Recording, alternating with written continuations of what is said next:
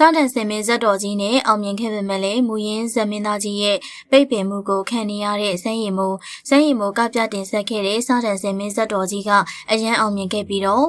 မူရင်းကပြခဲ့တဲ့မန္တလေးသိန်းစော်ကိုယ်တိုင်ကလည်းအစာပိုင်းမှာချီးကျူးခဲ့ပါတယ်။ပွဲထဲမှာတွားရောက်ကြည့်ရှုတဲ့ပရိသတ်တွေကလည်းစမ်းရည်မိုးရဲ့တရုပ်ဆောင်ပိုင်နိုင်မှုတွေကိုသဘောကျလွန်ပြီးတော့ဖုန်းလေးတွေနဲ့မှတ်တမ်းတင်ဗီဒီယိုရိုက်ကြသလို Facebook နဲ့ TikTok တွေမှာလိုက်လွှင့်ပြီးတော့အားပေးကြပါတယ်။အရင်ကဇက်သပင်ကိုတိတ်မကြည့်ဖြစ်တဲ့လူငယ်တွေတောင်စမ်းရည်မိုးရဲ့စတန်စင်မင်းကြောင့်ဇက်ပွဲတွေကိုပြန်လည်စိတ်ဝင်စားလာကြပါတယ်။အောင်မြင်နေချိန်မှာပဲ online ပေါ်မှာတင်ထားတဲ့စာနယ်ဇင်းမင်းဇက်တော်ကြီးရဲ့ဗီဒီယိုဖိုင်တွေနဲ့လိုင်းလွှင့်ထားတာတွေကိုဖြတ်ခိုင်းတဲ့ကိစ္စတွေဇက်တိုက်ဖြစ်ပေါ်လာခဲ့ပါတယ်။လိုင်းမလွှင့်ဖို့ပြန်မတင်ဖို့တားမြစ်တာကဇက်ဖွဲပိုင်ရှင်တွေဘက်ကလောက်တာနေမှာပါလို့နားလည်ပေးခဲ့ကြတာပါ။ဇက်ဆရာတွေကငွေကြေးတွေအများကြီးရင်းနှီးမြှုပ်နှံထားရသလိုဇက်မင်းသားနဲ့အဖွဲ့သားတွေကလည်းအချိန်တွေလှုပ်အားတွေအများကြီးပေးဆက်ထားရပါတယ်။လာမယ့်သတင်းကြိုမှာဇက်တော်ကြီးကိုအပြင်မှာလာရောက်ကြည့်ရှုသူပုံမများပြားစေခြင်းနဲ့ရည်ရွယ်ချက်နဲ့ online ပေါ်အလကားကြီးခွင့်မပေးတာဆိုရင်လက်ခံပေးလို့ရတဲ့အကြောင်းပြချက်ဖြစ်ပါတယ်။ဒါပေမဲ့အားလုံးထင်ထားသလိုဇက်စီယာကပိတ်ပင်တာမဟုတ်ပဲ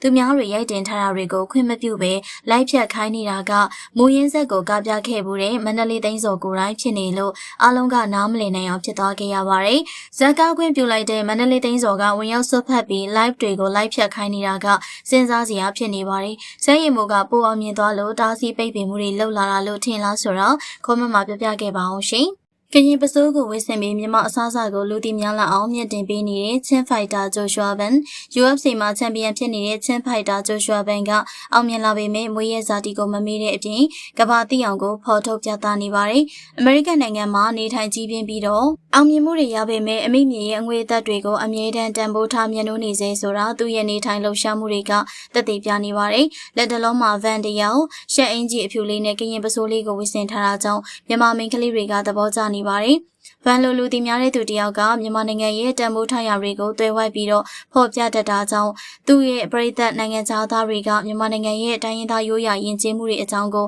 ပုံမစိတ်ဝင်စားနဲ့လေ့လာခြင်းစိတ်တွေဖြစ်ပေါ်လာပါတယ်။ရိုးရာကရင်ပစိုးလေးကိုဝစ်ဆင်ထားရုံတင်မကမြန်မာလူမျိုးတွေရဲ့အကြိုက်ဆုံးနဲ့အထင်ကရအစားအစာဖြစ်တဲ့လက်ဖက်တုပ်ကိုကိုယ်တိုင်ကိုကြတုပ်ပေးနေပါတယ်။ပလတ်စတစ်အိတ်ထဲကလက်ဖက်တွေအကျော်စုံတွေကိုစလုံးနဲ့ထည့်ပြီးတော့မြန်မာဆန်ဆန်လက်နဲ့နေနေတဲ့သူ့ရဲ့ဟန်ပန်က